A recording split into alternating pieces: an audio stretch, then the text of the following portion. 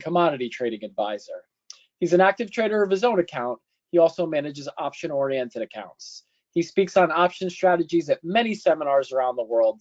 He is perhaps best known as the author of Options as a Strategic Investment, the best-selling work on stock and index option strategies, which has sold over 300,000 copies and is often referred to as the Bible of options trading.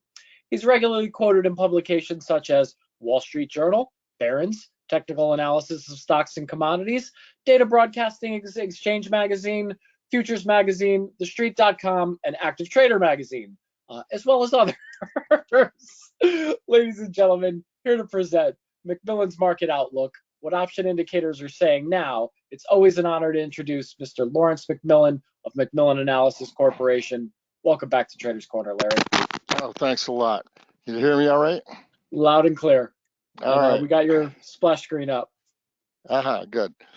All right, so we're going to spend the next 45 minutes. I'm going to review our indicators, but also I added a bit of a expansion of what we usually talk about, because we're coming into a period now where there's a lot of seasonal trades, really between the end of October and the end of January. I mean, there's a couple of others during the year, but that's the primary time when you have a lot of seasonal trading.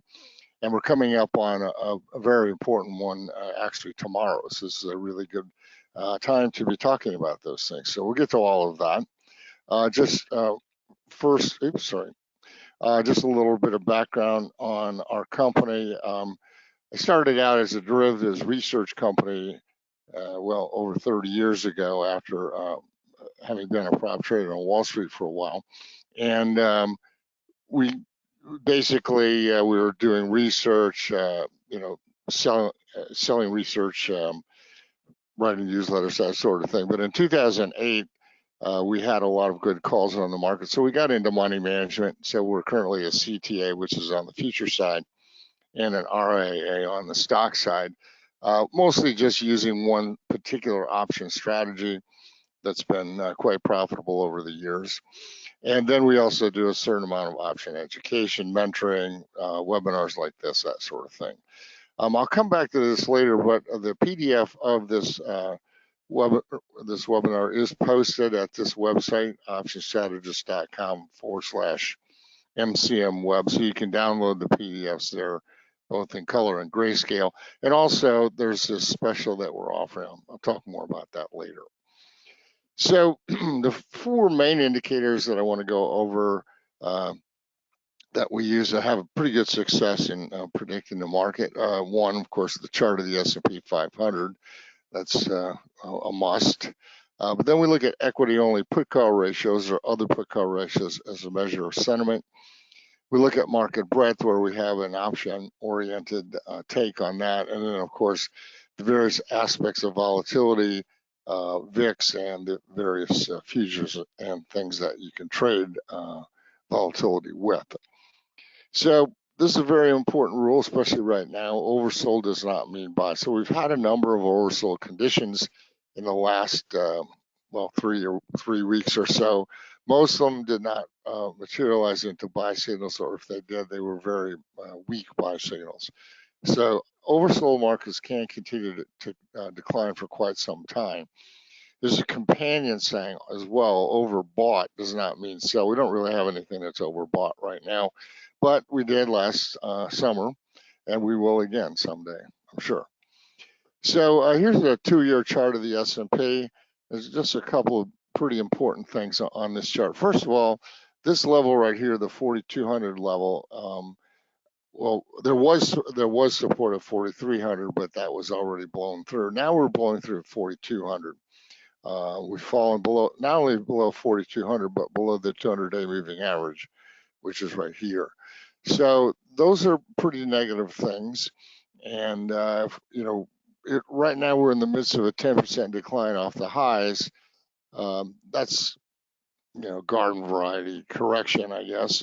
But, it's nothing like the ones we saw last year when the market was off 24%, had a pretty big rally, and then went to new lows a year ago and off 27%. Unfortunately, most charts don't look like that. The things that include the big tech stocks look good like this, but the things that don't are really more struggling. We'll talk about that in a minute. But there's a really important thing on this chart. I'm just going to erase those things I just put on there. Yeah. It's this downtrend that's in play right now. So when we get a pattern of lower highs and lower lows, as we've got right here, so the high, high, high. So it's a series of lower highs and lower lows, and now we just made another lower low.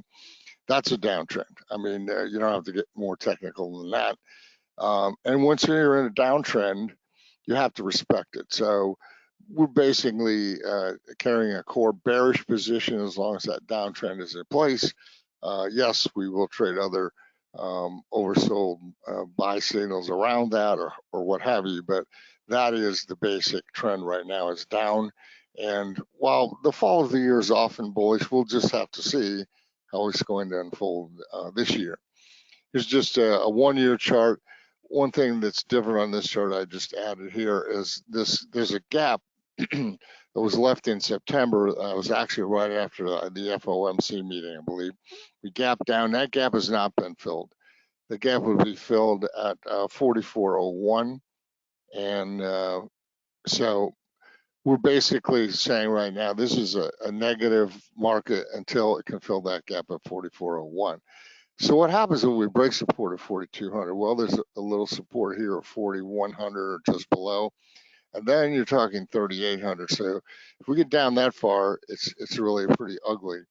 And normally, again, I wouldn't say that was going to happen in the fall of the year, but it did in 2018. So nothing's off the board. The market can do what it wants to do. It's our job to try to stay with the trend and maybe pick specific entry points along the way.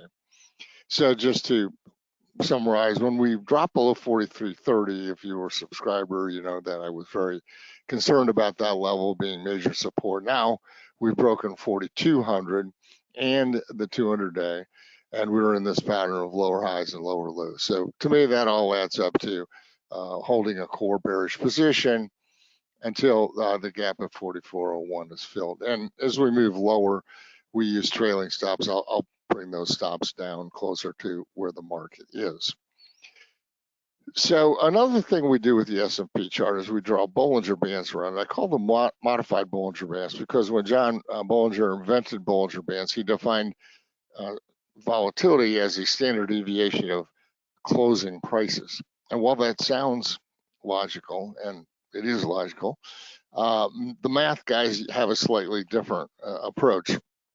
They use the standard deviation of daily percentage price changes.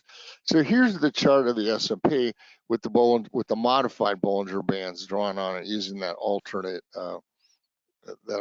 definition of volatility. So that's the +4 standard deviation band right there.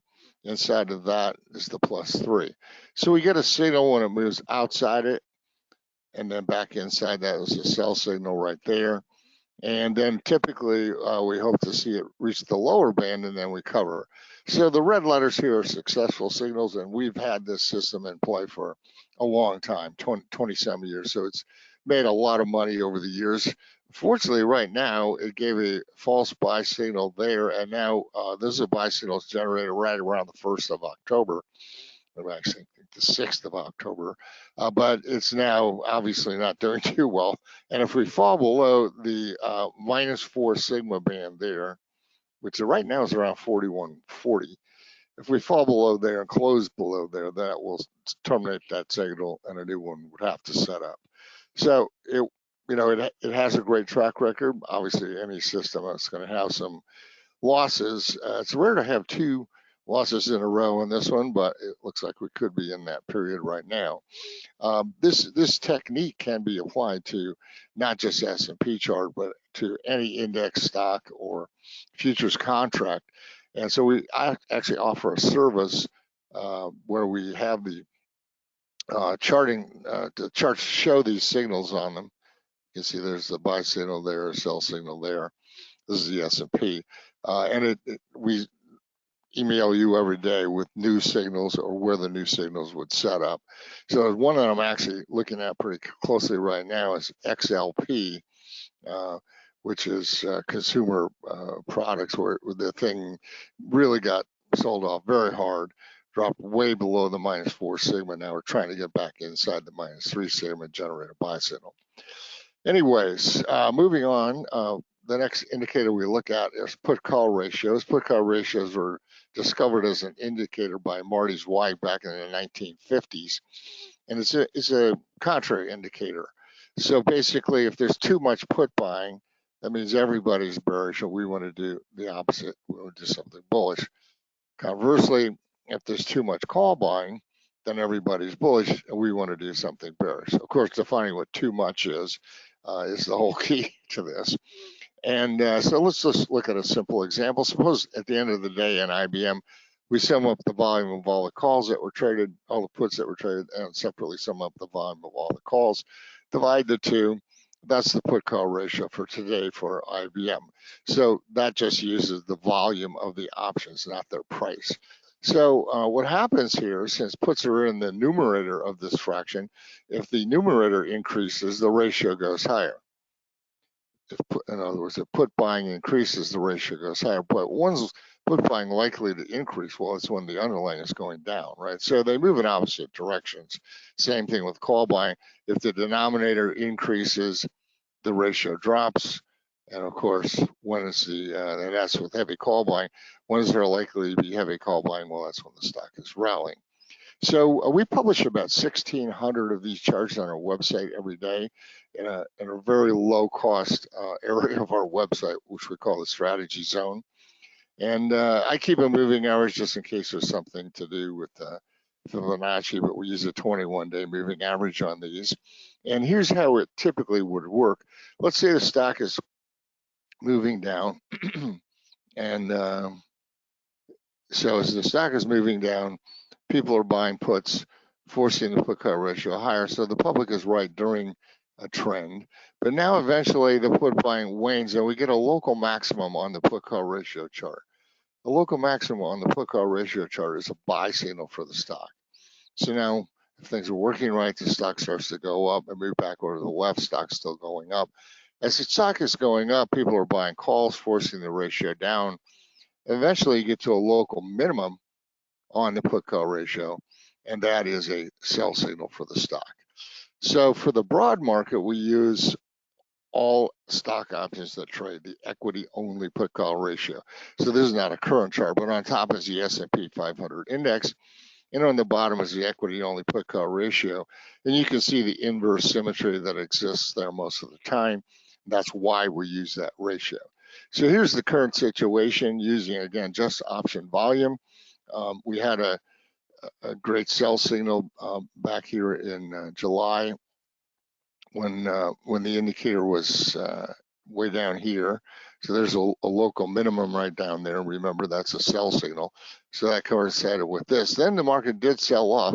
Now what's happened here is we did get a local maximum right there, which would be a buy signal, which is premature. But as you'll see in a minute, this is not the only put-call ratio that we use. So as computers came along, we could calculate what's called the weighted put-call ratio or the dollar weighted put-call ratio and take price into consideration, option price, so we can see how much, how many dollars are being spent on bullish opinion versus how many dollars are being spent on bearish opinion. So again, let's say it's IBM. At the end of the day, we take the option closing price, we multiply it by the volume that traded in that option that day, and we sum those up for all the puts. Separately, we sum them up for all the calls, divide the two, and now that's the weighted put-call ratio. You could do it tick by tick. We use this end-of-the-day method because it's a lot cheaper and basically gives the same results. So now we're measuring these dollars. So it turns out that this can be quite interesting because here we had this same sell signal at the end of July, but now we have not had a buy signal. This is still moving higher. This is right through yesterday. And I would think with today, the market being down, 30 some S&P points, will probably have a good amount of put buying today too. So we're waiting for this to come up here and make a local maximum, which would be a buy signal, but it hasn't happened yet. So based on these two put-call ratios, obviously this one is more in tune with what the market's doing right now. We're really not calling this area bullish at this time. We would wait for this other signal to come along. So again, we followed these for a long time. These equity-only put-call ratio signals, they're in the Option Strategist newsletter, the long-term track record. As we're right now, as I said, we have the buy signal on the standard, but the weighted is still bearish. Also, we follow what's called the total put-call ratio, and it's very much in tune with what the weighted ratio is doing. So we're waiting for these to roll over to get a buy signal. At the current time, they're still bearish. Now, what do we buy when we want to buy here? So in these two cases, the Bollinger Band signals or these put-call ratio signals, we're trading the broad market, so we buy SPY calls. And we typically, I want to buy an option that's got a fairly high delta because I'm trying to predict what the underlying is going to do. And I don't want to be right on the underlying and wrong on the call. And if you buy an option with too low of a delta, you could have that happen to you.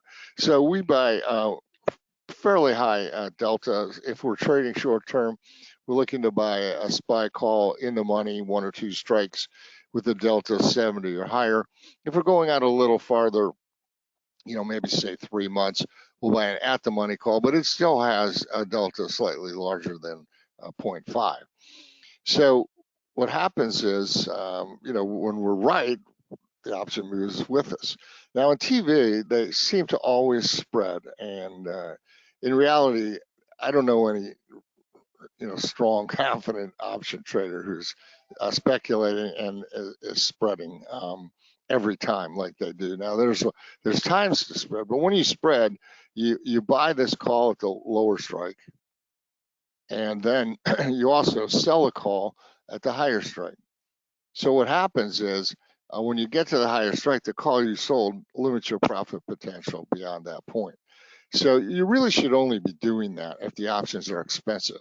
And again, on our website, we publish free volatility data every weekend, and you can refer to that during the week, or if you want to buy it every day, you can subscribe to it every day.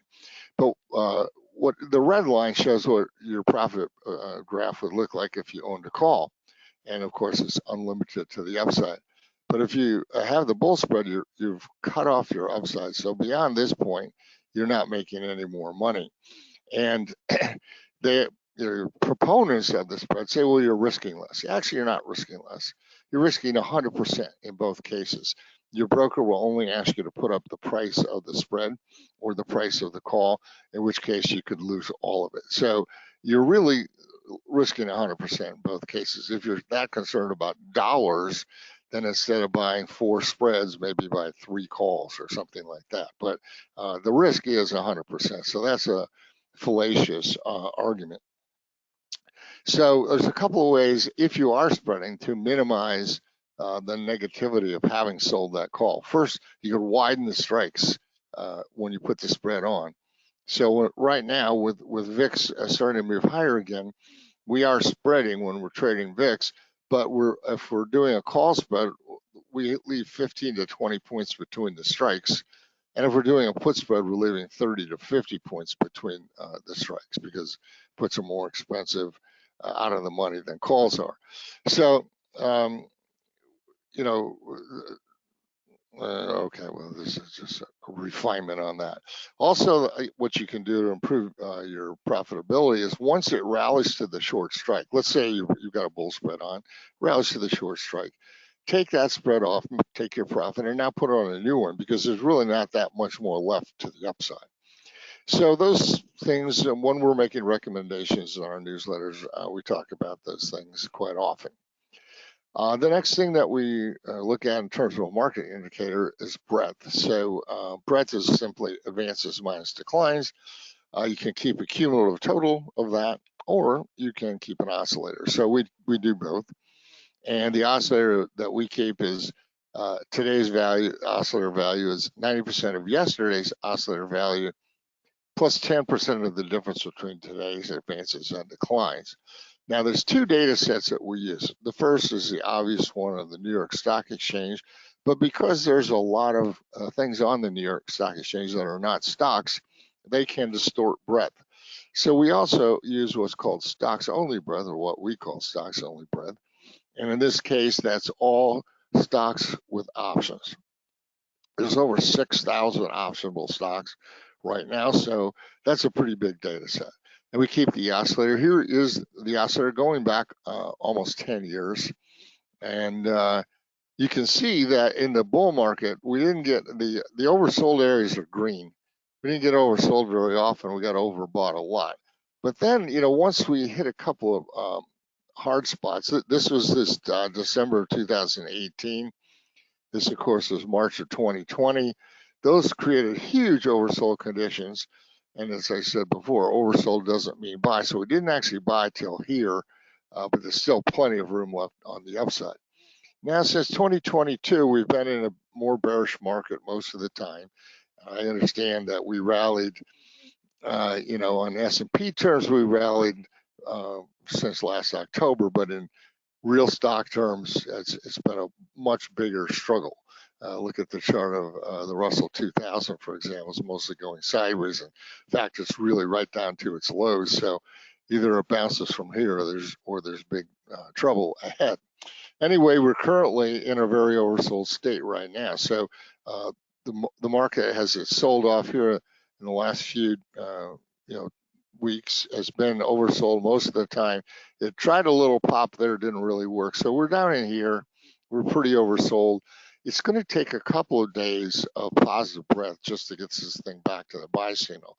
And even then, this is a very short-term indicator. It does have whipsaws, but it can, if it gets it right on the market, if breadth is truly improving, that's obviously a big proponent for the market. We use fairly tight stops on this one. They happen, but right now it's on a sell signal, and we're waiting to see if it can deliver a buy signal later coming up.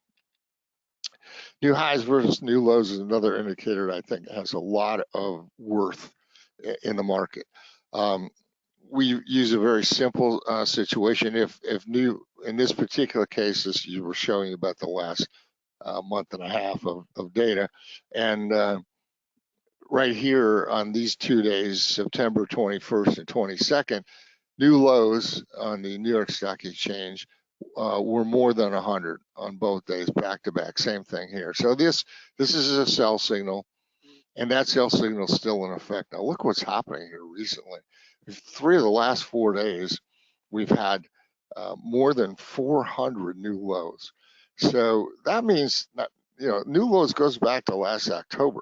So not only are these stocks making new 52-week lows, but they're actually making lows below the low of the bear market that we had in 2022.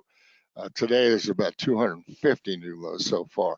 So this is pretty ugly, and I think it represents what's going on in the market right now, whereas if you're not just a few select stocks, you're probably getting hammered. And it's not been a good market to just be in some sort of broad-based mutual fund or one of those kind of things. Anyway, this is still on a sell signal, and it will remain on a sell signal until we can get 2 days when new highs are greater than 100 back to back. Now brings us to the VIX indicators, and the VIX indicators are very important. Now, the trend of VIX is important to the stock market, and also spike peaks in VIX are important for stocks. So it turns out that we have a trading system based on each of those. And also, just as an aside, the VIX is very low. People sometimes say it's overbought, and that's bearish. But it really, again, as I said before, overbought does not mean sell. So it wouldn't be bearish until VIX begins to rise. So here's the current VIX chart. These Bs are spike peak buy signals. So the red ones and the orange ones are strong. Those are winning trades. We trade the first one, the red one. We don't really trade the orange one if it occurs within a month of the first one because we just traded the first one. But you can see that that happens fairly often. Now the blue ones are where we got a false signal and we get stopped out on those things fairly quickly usually. So there's been a couple of false signals, and there was one here in early October. As again, that market that sold off there, it looked like it was going to rally, but it didn't. So now we've just gotten another spike peak. The other day, VIX got up to 23, fell all the way back to 18 almost. And so VIX is only 20.7 right now. So it hasn't really rallied, even though S&P, SPY are making new relative lows below 4,200. VIX is not getting too excited about that. So there's a new VIX spike peak buy signal. Countering that, though, and this could be extremely important for the longer term, this is a trend of VIX sell signal. In other words, both VIX and its, let's see if we get rid of that. Both VIX, so here's VIX, and here's the 20-day moving average, and here's the 200-day moving average. You can see both the 20-day and VIX are above the 200-day. That's a big negative. When that happens, VIX has a trend of VIX sell signal. The last time we had one of those was back in September of 2022, before we went into the lows in October. There had been another bigger one way back in the beginning of January 22. So we don't get those too often. The fact that we've just gotten one now could be, again, a more intermediate term negative. That would be canceled out, of course, if VIX fell back below the 200-day, which, as you can see, is just above 17. So if VIX falls back below 17, the VIX spike peak buy signal is winning, and this trade would be stopped out. But there is obviously some concern here. Now, I just put one other comment on here. It used to be VIX, in a bull market, VIX will go down to almost 10. But the fact that VIX really didn't go below 13, even in a pretty strong rallying market this year, indicates to me that things are just a little more bearish than you might think. Because if things had been really bullish, VIX would have gone down to like 10. So in any case, we have these two signals. They're split right now. We'll have to see how that one resolves itself. Now, you can't trade VIX. You can trade futures on VIX. You can trade options on those futures, which we call VIX options. And by the way, if you are trading those, you're trading options on the futures, not options on VIX per se. I don't want to get too much into that. But we can use the pattern of the futures, how they line up, as an indicator for the market as well.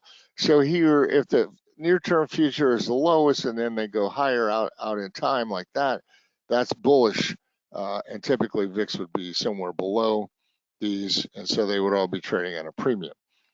On the other hand, if we have this situation where VIX is high and the futures are sloping downwards like this, futures prices, that's a negative or inverted skew, and that's very negative. So we haven't had that negative skew really since March of 2020. The entire bear market in 2022 was very calm, very orderly. Anyway, here's where we stand right now. And I don't know why that is happening like that. So I can get rid of that. No, okay, there we go. So here's I took a snapshot midday today. VIX was 2162.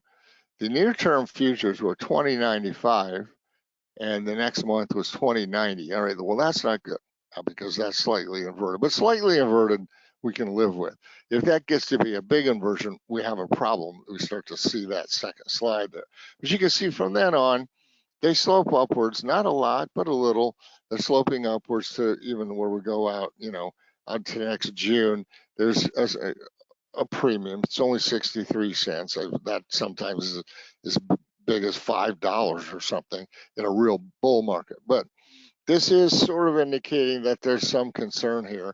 And you can see that the first 3 months are all trading at a discount to VIX.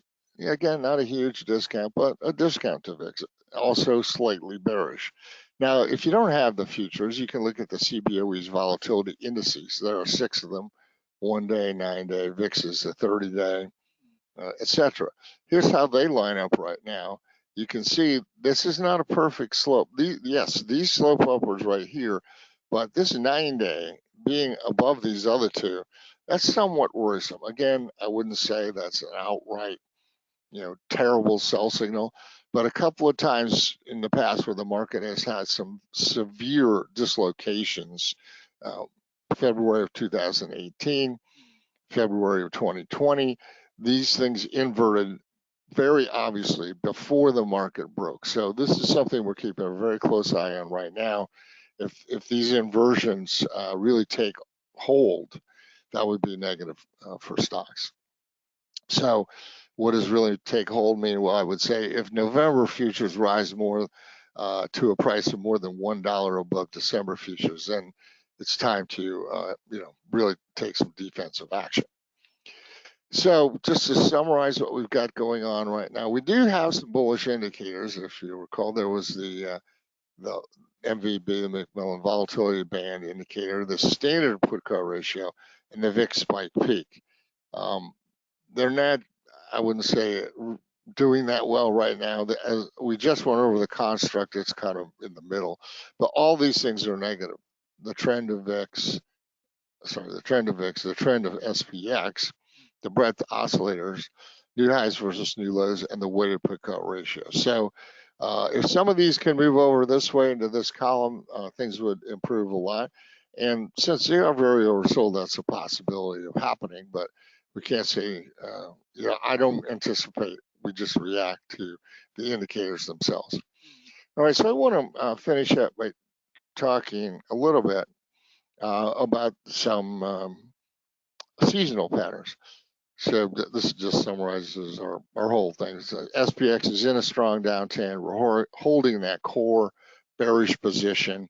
We would stop ourselves out if VIX closed that gap at 4401. SPX closed the gap at 4401. And but we will trade other signals around that as well. So right now, we're entering the first of these seasonal trades, and normally these are pretty profitable. Seasonal trades means they're based on the calendar. So this is the first one. Buy the market on October 27th and exit on November 2nd. But we only take the signal if there's been a somewhat severe sell-off during October. This year there has been, so this trade is definitely going to be in play. Here's the track record. In the last 45 years, there's been 8 years in which we didn't take a trade because that decline didn't happen. And the 37 years that we did take a trade, there were 31 winners and 6 losers. And the average gain is 2% on SPX. So, that's 80 or 90 points in today's market. The median trade is a little less than that because there were a couple of huge winners, one of which actually occurred in 2008 during the financial crisis. As bad as October 2008 was, there was a 115-point rally, a monster rally in SPX in this time period, right there at the end of October. Then it went back into a bear market for November. So this is just a short-term thing, but we are going to trade it this year because that 3.2% decline did take place. And so tomorrow on the close, we will be buying the market and planning to hold, perhaps take a partial profit or whatever if it arises, but hold some position into next Thursday's close, November 2nd. So that's the first one. That one I really like. That's gotten a lot of publicity over the years. You probably read about it in Barron's or something if you're reading Barron's. But we've used it for quite a while. The next thing that comes up after that, though, is a more complex situation. So typically, right after Thanksgiving, there's a rally. You can go back and look those up. It's a little hard to time the end of those rallies. It's like 1 or 2 weeks. It's very vague, but typically rallies, even in 2018, which was a very bad December, the market did rally right after Thanksgiving. Then the next thing that occurs seasonally is what's called the January effect. And when it first started, it took place in January, but now, as with many things, traders see what's happening and try to get a jump on it. So the January effect really occurs in December these days. But basically, it's this. You're trying to buy washed out small cap stocks, looking for a rally, and small caps will outperform big caps when that happens. Then finally, we end the year with what's called the Santa Claus rally, invented by Yale Hirsch years ago. The Santa Claus rally here at the bottom, it encompasses the last 5 trading days of one year and the first 2 trading days of the next year. Typically, market will move about 1% higher in that time period. If it doesn't, though, that is also a bear market warning. Anyway, the post-Thanksgiving rally lasts for a week or two. And of course, as I said, this takes place in December. So it was very hard to put these 3 things together, but what we decided to do was combine all 3, buy some Russell 2000 calls right at the end of Thanksgiving and hold them into the second trading day of the next year. And the Russell 2000 representing the small caps, IWM would be the ETF for that. And so that's had a great track record. 2020 had its best year. That was 134 Russell 2000 points, which was a lot.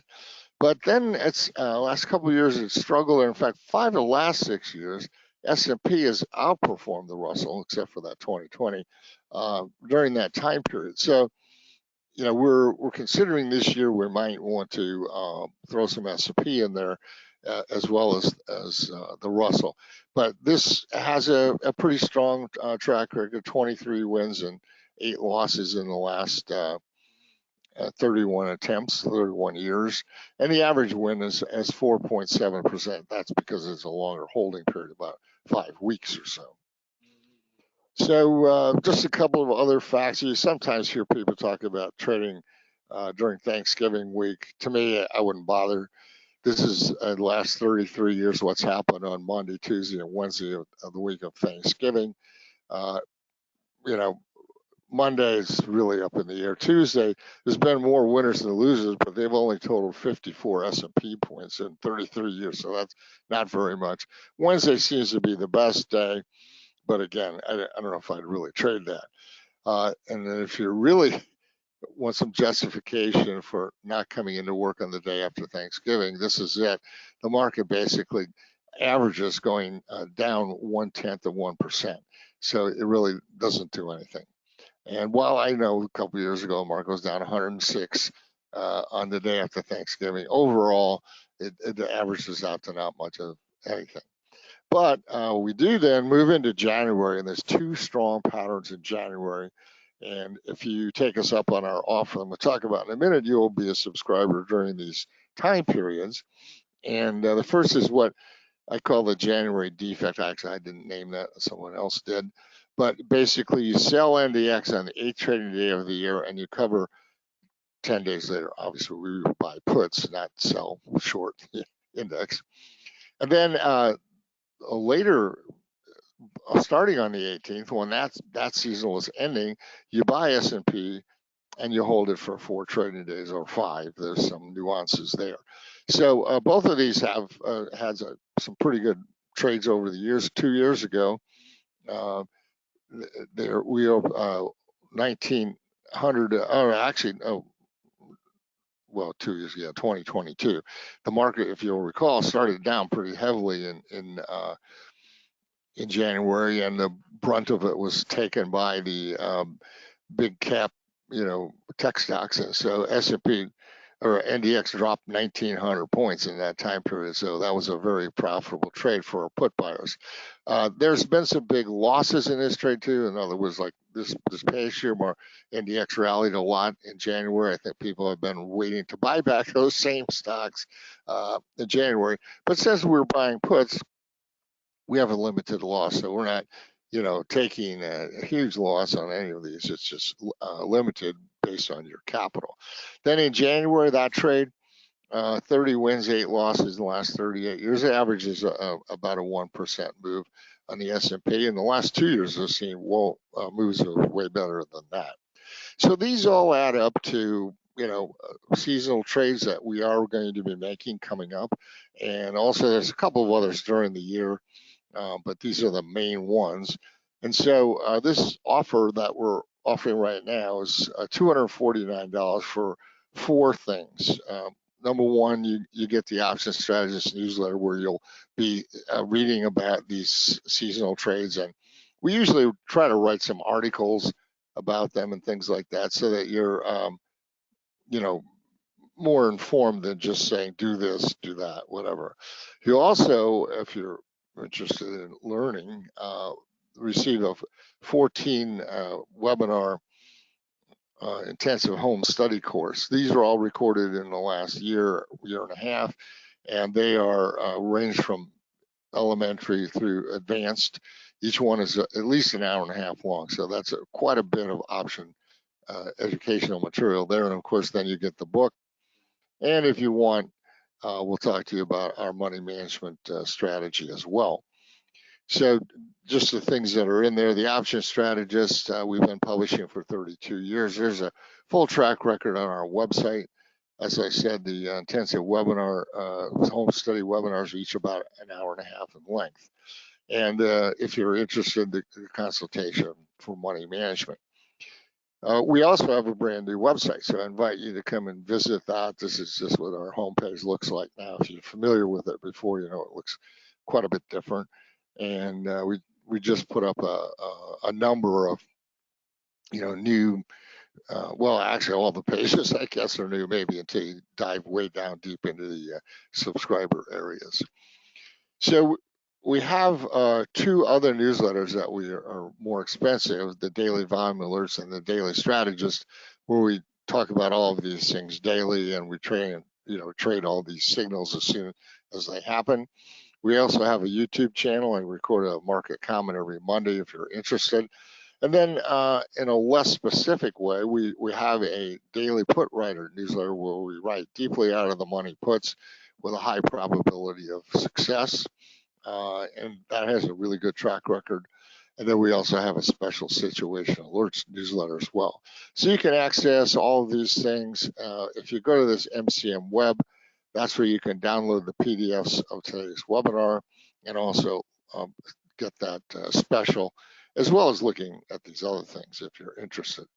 So this is my contact information. If you're interested in money management, visit this website, McMillanAsset.com, and you can see our track record and learn a bit about it. Since we are registered, we do need to talk to you about things. So it's not like everything is up there on the website. That's not the way you can do it when you're registered.